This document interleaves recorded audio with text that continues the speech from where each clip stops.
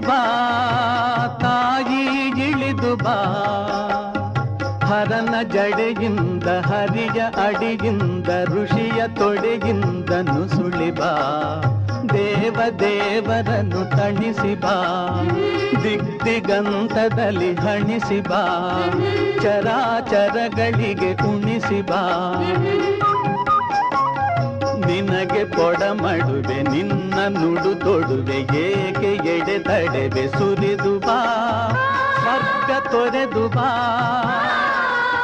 ಬಯಲ ಜರೆದು ಬಾ ನೆಲದಿ ಹರಿದು ಬಾ